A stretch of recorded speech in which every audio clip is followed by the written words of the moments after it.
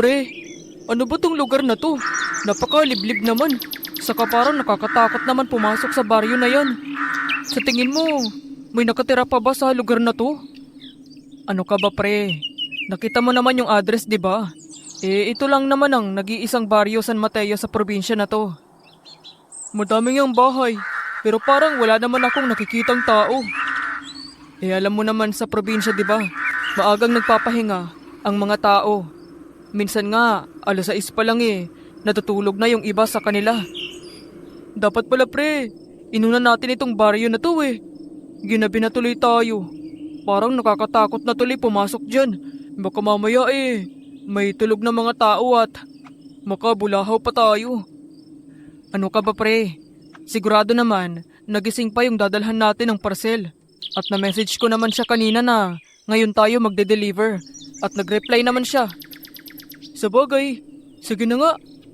Halika, pumasok na tayo sa loob ng baryo. Okay, sige. Hala pre, nakasarado na mga bintana nila. Baka tulog na mga tao dito. Saan kaya natin hahanapin yung bahay ni Mr. Salazar? Oo nga no. Paano kaya to? Kanino tayo magtatanong? Sabi ko sa'yo pre, dapat ata hindi na tayo pumasok dito Nakakatakot pa. Hindi mo ba napapansin yung uwak na yan? Simula pa lang kanina dun sa bakuna. Nakabantay na yan. Hanggang dito sa loob sinundan pa tayo. Ikaw talaga. Kung ano-anong napapansin mo. Hayaan mo lang yung uwak na yan. At unahin natin ang paghahanap sa bahay ng may-ari ng parcel na to. Ayun may ali doon. Sa kanya tayo magtanong. Oo nga, halika pre, lapitan natin. Magandang gabi po inay. Anong ginagawa nyo dito? Maghahatid lang po sana kami ng parcel. Baka kilala niyo po si Edgardo Salazar. Doon kayo pupunta. Kilala niyo ho ba yun, Nay? May parcel kasi siya Ihahatid ho namin. Kung ako sa inyo, umuwi na kayo kung ayaw nyong mapahamak. Oh, Nay, ihahatid lang naman namin tong in-order niya.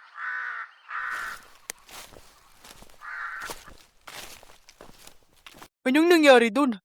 Bakit biglang umalis? Saka, bakit daw tayo mapapahamak? Napansin mo ba? Para siyang natakot nung nalaman niya yung pangalan nung pupuntahan natin. Naku pre, baka naman kriminal yung nag-order na yan. Huwag na kaya tayo tumuloy. No ka ba pre? Bayad na to. Ang mahal pa naman ng order na to. Saka, magagalit si boss kapag isinauli ko to.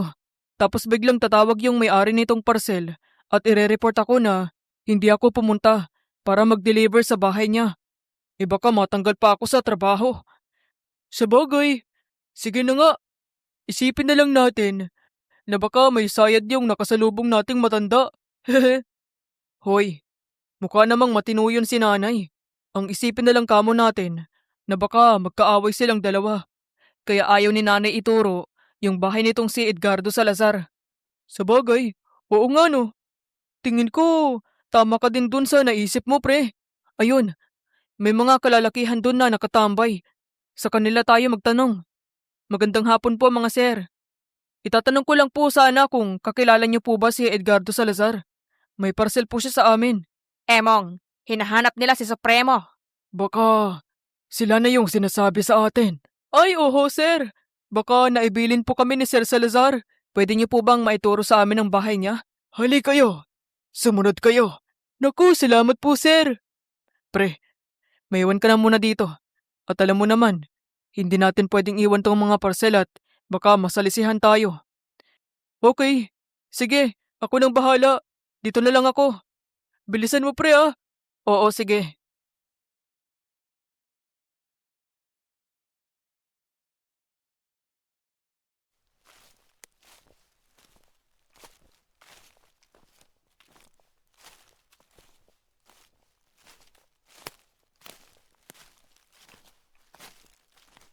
Sir, saan po ba yung bahay ni Sir Edgardo? Medyo malayo pala. Nandito na tayo. May iwan na kita. Salamat po, sir. Anong kailangan mo? Lalaki. Kayo po ba si Sir Edgardo Salazar? Ako nga. Bakit? Dala ko na po yung parcel niyo, sir. Ito po, oh. Sige, iwan mo na yan dyan. Sige po, sir. Salamat po.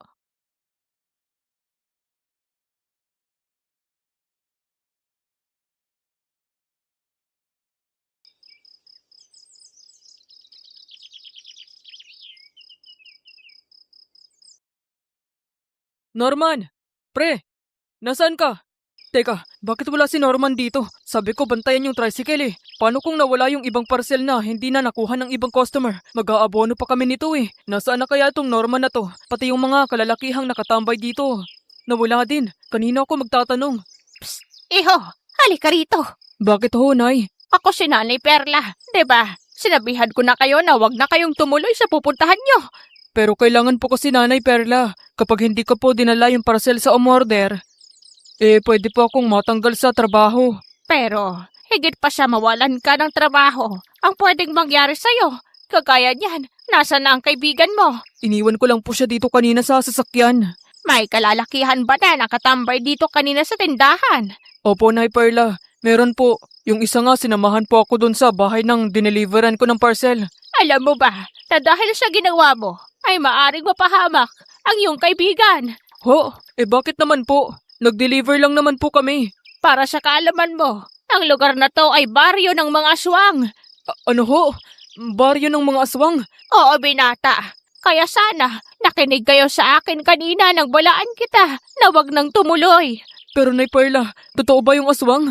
Alam kong taga Maynila kayo, kaya hindi kayo naniniwala sa mga aswang. Pero ngayon na nawawala ang iyong kaibigan, marahil ay naniniwala ka na. Lalo na kapag nakakita ka ng totoong aswang. Kung totoong may aswang, Nay Perla, kailangan na pala naming makauwi ng kaibigan ko. Hindi man ako naniniwala dyan pero mas importante sa akin ang kaligtasan naming magkaibigan. Kaso ho, saan ko siya hahanapin? Mamaya, sumama ka sa akin. Aantayin lang natin na dumilim. Pansamantala, doon muna tayo sa bahay ko at saka na natin planuhin ang paghahanap sa kaibigan mo. Pero Nay Perla, baka kung ano nang nangyari sa kaibigan ko. Huwag ka mag-alala. Maaring ginapos lang nila muna ang kaibigan mo. Hindi nila gagalawin yon. Hanggat hindi tuluyang nagiging pula ang bilog na buwan. May ritual pa silang kailangang gawin. No ho, iginapos nila ang kaibigan ko. Bakit ho? Anong kasalanan ng kaibigan ko sa kanila? Walang kasalanan ang iyong kaibigan. Pero nagkataong siya ang napili nila para gawing alay. Alay? Alay po saan? Sa mga sinasamba nilang Diyos-Diyosan, taon-taon ay kumukuha sila ng mabibiktima dahil ayon sa paniniwala nila ay mas lalo silang lumalakas at nagiging makapangyarihan. Kung gano'n ay, yung kaibigan ko, ang kanilang iaalay. Oo, iho. Kaya kailangan nating mag-isip ng magandang plano para mabawi natin ang kaibigan mo. Pero Nay, kung baryo nga ito ng mga aswang, ano pong ginagawa niyo dito? Saka, dito din kayo nakatira. Ibig sabihin ho ba aswang din kayo? Hindi, iho. Isa akong albularyo. Kahit na puro aswang ang mga kasama ko dito, ay hindi nila ako magawang pakialaman dahil alam nila ang pwedeng mangyari sa kanila. Ibig niyong sabihin, Nay, hindi nila kayo kayang galawin kahit na mas marami sila sa inyo. Oo, dahil babalakin pa lang nilang pumasok sa bakuran ko, ay maaari na silang mapuksa. Nakakatakot pala tong lugar niyo, Nay. Halika na, bilisan mo. Kailangan na nating makauwi sa bahay ko at nang makuha ko ang mga kagamitan na panglaban sa kanila. Pero Nay, paano po itong mga parcel namin? Hindi ko po pwedeng basta iwanan ito dito. Huwag ka mag-alala, hindi yan mawawala dyan dahil mas interesado sila sa pagkidnap ng tao kaysa dyan sa mga dala nyo. Kaya bilisan mo na, kailangan na nating makarating sa bahay ko. Sige po, Nay. Sana po ay mahanap natin agad ang kaibigan ko. Nag-aalala po ako sa kanya.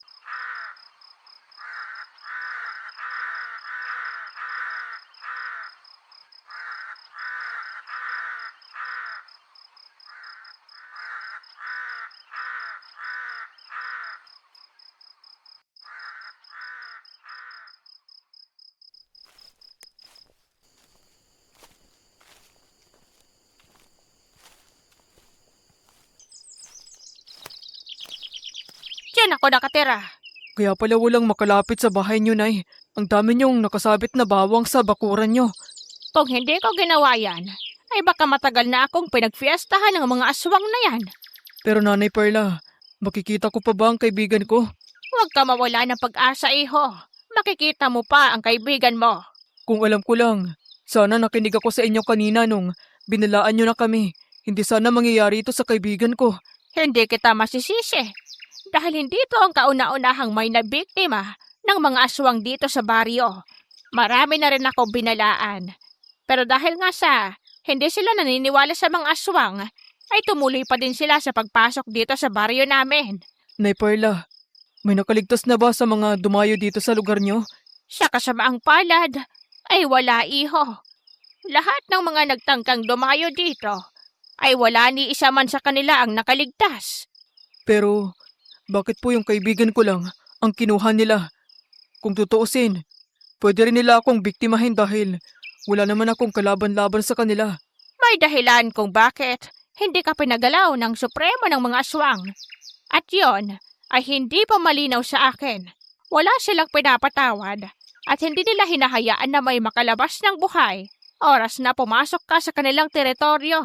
Kaya nga nagtataka din ako nung makita kitang mag-isa kanina sa sasakyan nyo. Ang pagkakaalam ko, dapat sabay kayong kukuhanin dahil hindi hahayaan ng supremo nila na may makatakas. Ibig sabihin, Nay Perla, hindi pa talaga ako ligtas? Oo, iho. Walang sino man ang makakaligtas. Oras na tumapak ka sa lugar na to. Pero, nandyan naman kayo, Nanay Perla. Alam kong hindi niyo ako pababayaan, di ba? Huwag ka mag-alala dahil gagawin ko ang lahat sa abot ng aking makakaya na mailigtas kayong dalawa ng kaibigan mo. Maraming salamat po, Nanay Perla. Halika, iho. Tumuloy ka. Dahan-dahan ka lang sa mga dadaanan mo dahil may mga patibong akong nilagay dyan. Kailangan nating pagplanuhan kung paano natin mababawi ang kaibigan mo. Sige po, Nanay Perla.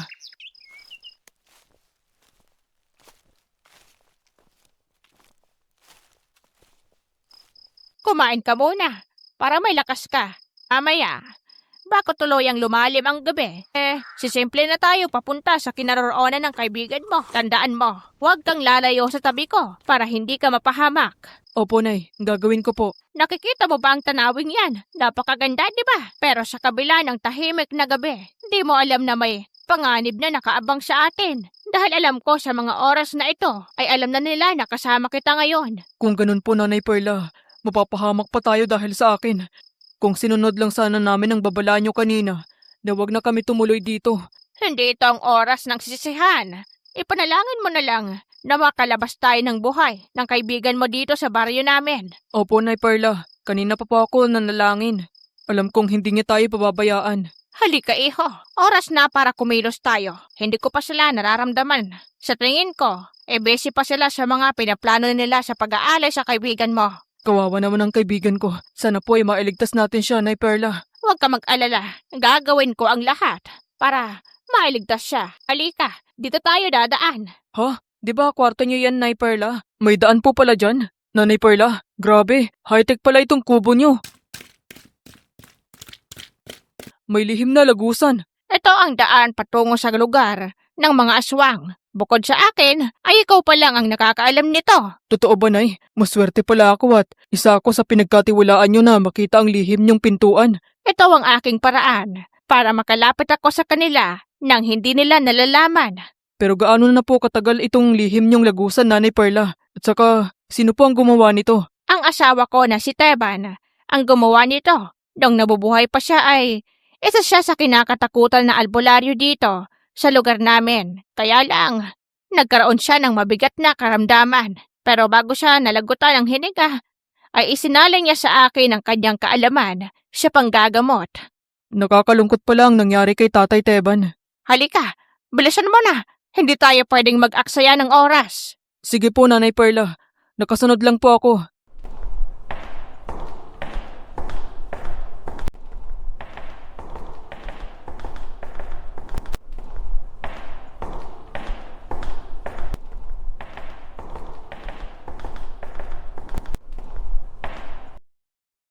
Nandito na tayo sa hangganan.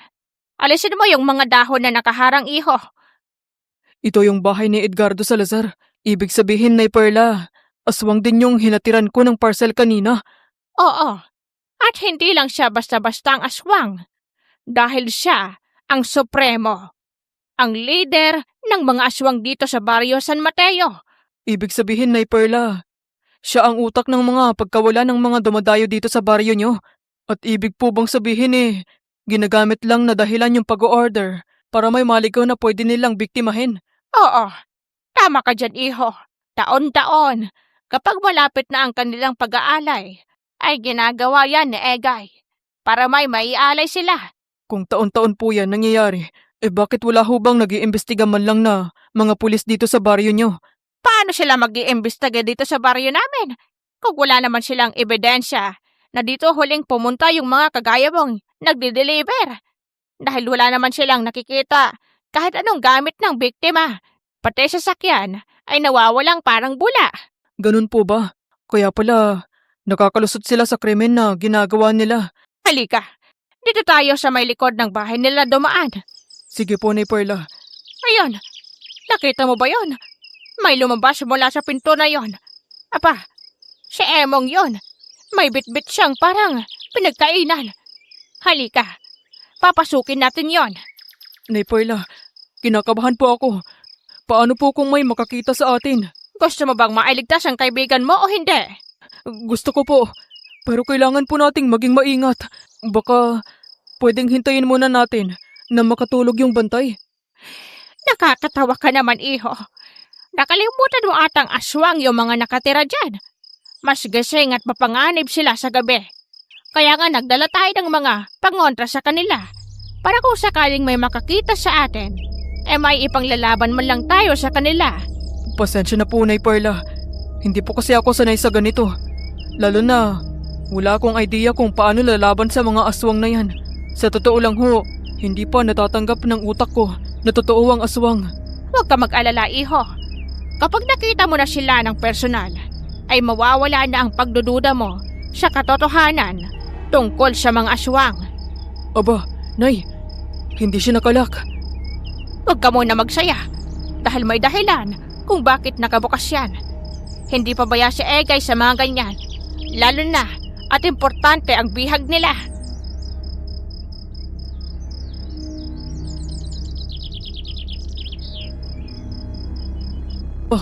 Norman, naku pre, salamat at buhay ka. Huwag kayo maingay. Matalas ang pandinig ng mga aswang. Kalagan mo na yung tali niya para makaalis na tayo dito.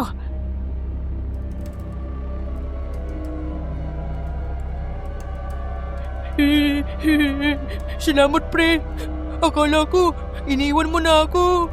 Hindi ko sa'yo gagawin yun pre. Magkasama tayong pumasok sa lugar na to. Kaya magkasama din tayong lalabas. Mabuti na lang at nandito si Nanay Perla. Siya ang tumulong sa akin na makita ang kinaroroonan mo. Maraming salamat po, Nanay Perla. Huwag muna kayong magpasalamat. Hanggat hindi nyo nararating ang bungad ng baryo na to, ay hindi pa kayo ligtas. Paano po ang gagawin natin, Nay Perla, para makalabas kami? Ano bang kailangan nila sa akin? Bakit nila ako dinala dito? Pre, balak ka nilang gawing alay sa mga Diyos-Diyosan nila. Ano? Ano ba sila? Aswang sila, pre. Aswang? Totoo ba yan, pre? Oo, pre. Baryo ng mga aswang itong napasok natin.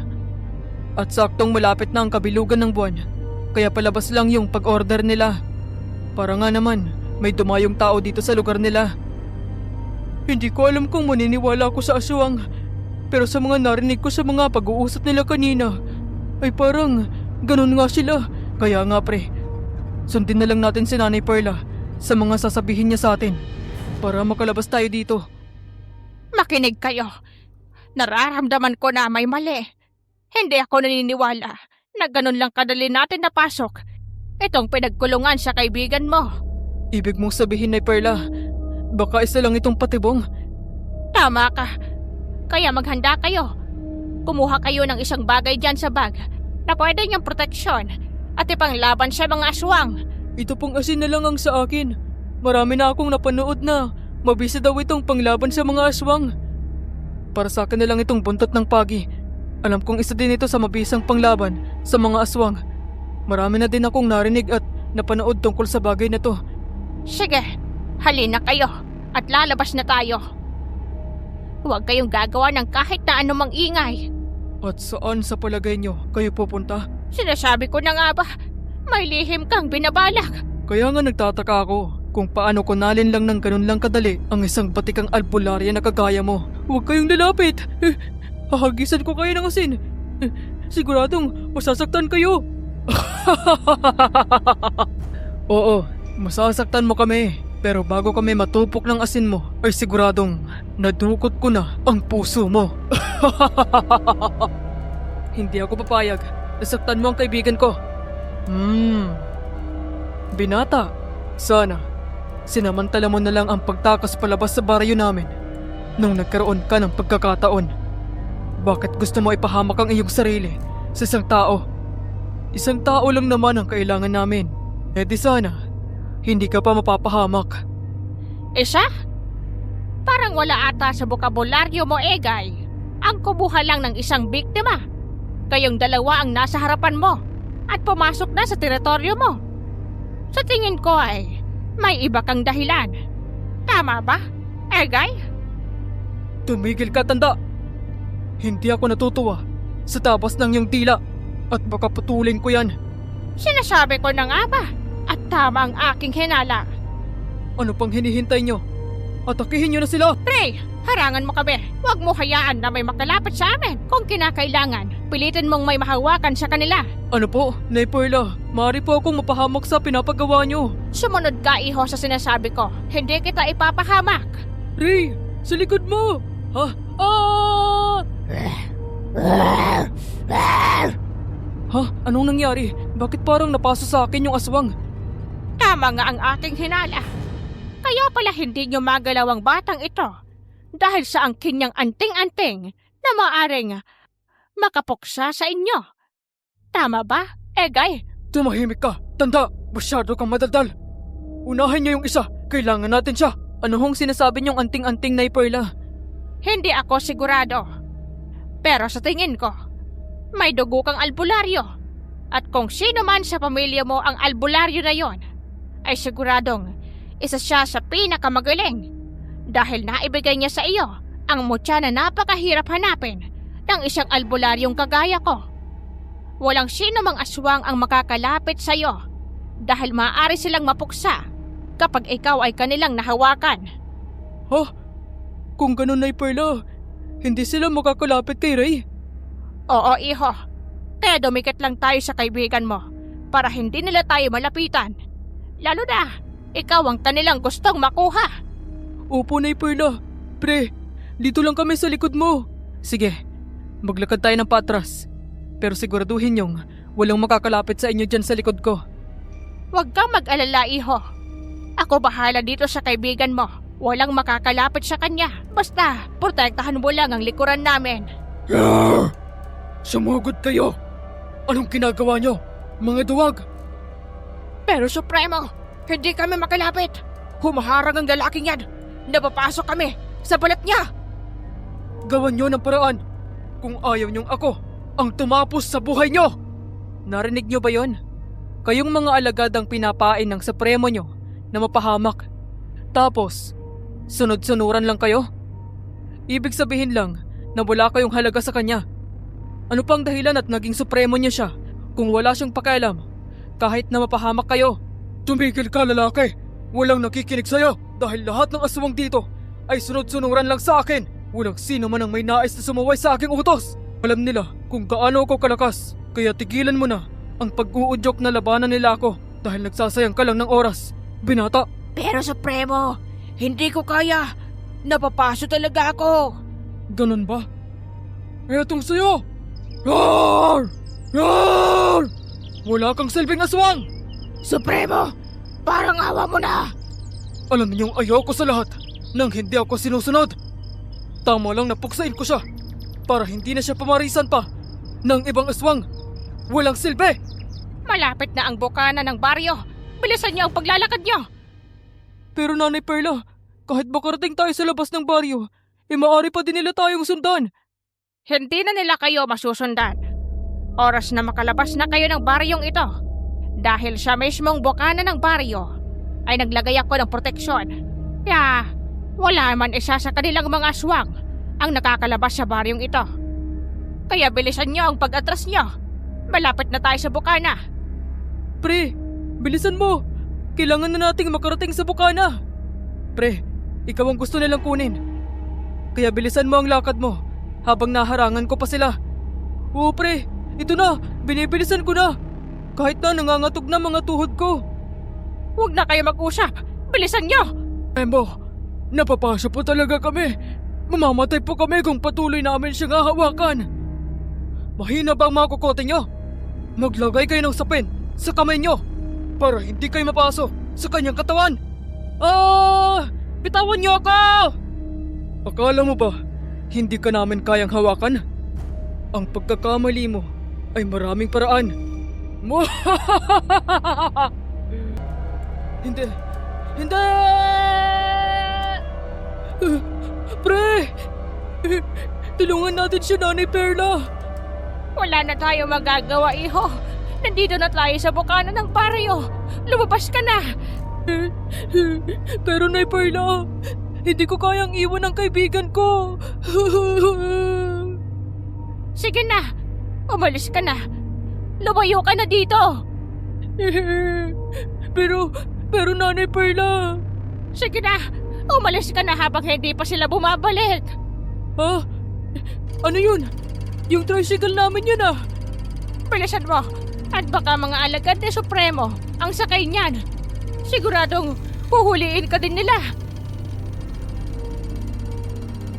Sandali lang, binata. Kuhanin mo na itong kaibigan mo at umalis na kayo agad. Ha? Ray? Buhay ka pa? Salamat sa Diyos! Oo pre, iniligtas ako nila Kuya Emong. Emong? Paano mo na itakas ang binata kay Egay? Wala na si Supremo, Nanay Perla. Napagkaisahan na namin. Nawakasan na din ang buhay niya dahil nakita namin kanina na sa kabila ng paglilingkod namin sa kanya ay wala palang halaga sa kanya ang buhay namin. Ang iniisip lang ni Supremo ay ang kanyang sarili. Salamat. At nakita niyo din ang kanyang kasamaan. Sana ay kung sino man ang papalit na mamamuno sa inyo ay may pagmamalasakit sa bawat isa. Kahit na kayo ay mga aswang, alam kong may kabutihan pa ding natitira sa inyong kalooban. Dati ay mga hayop lang naman ang inyong kinakain. Pero simula nang mamuno sa inyo si Supremo, ay nagsimula na kayong mambiktima ng mga tao. Makakaasa kayo, Nanay Perla, na wala na uling mabibiktima ng mga inosyenteng tao. Simula ngayon ay mag-aalaga na kami ng maraming hayop upang ito ang aming maging pangtawid ng gutom. Maraming salamat kung ganun, Emong. Makakaasa kayo na nandito din ako para gabayan kayo. Magkakaasa po kayo, Nanay Perla. Siya nga pala, mga binata. Ang pakiusap ko lang na sana ay ilihim niyo na lang ang inyong natuklasan sa aming baryo. Makakaasa kayo na hinding-hindi na kami manggagambala o mambibiktima ng mga tao. Makakaasa po kayo, Kuya Emong, na ililihim po namin ito. At maraming salamat po sa pagliligtas niyo sa akin. Walang anuman, binata. Ginawa ko lang ang alam kong tama. Sige, kami ay aalis na. Sige po, Nanay Perla, at aasikasuhin po namin ang katawan ni Supremo. Sige, Emong. Maraming salamat ulit. Nay Perla, aalis na po kami. Maraming salamat po sa tulong niyo sa amin. Walang anuman, iho. Pero sana sa inyong pagtanda ay pag-aralan mo ang kapangyarihang ipinagkaloob sa iyo. Nakikita ko, magiging isa ka sa pinakamagaling at makapangyarihan na albularyo balang araw. Tatandaan ko po yan, Nanay Perla. Maraming salamat po. Sige po, aalis na po kami. Sige, mag-iingat kayo pag uwi. Salamat po, Nanay Perla. Halika na pre, baka hinahanap na tayo ng pamilya natin. Oo nga pre. Saka pre, bagong rules natin. Wala nang magdi-deliver ng parcel sa probinsya ha. Lalo na pag liblib na lugar. Nako, grabe ka naman. Hindi naman lahat ng probinsya ay may aswang. Nandito naman ako. Sabi nga ni Nanay Perla, may dugo akong albularyo. Naku, kahit na. Kanina nga binitbit ka lang nung mga aswang eh. Nakasapatos ka kasi. May nahawakan tuloy sila na hindi sila napapaso. Oo nga, kailangan ata wala akong suot hanggang paa. Parang ang halay mo namang superhero nun. Halika na nga, puro ka kalokohan.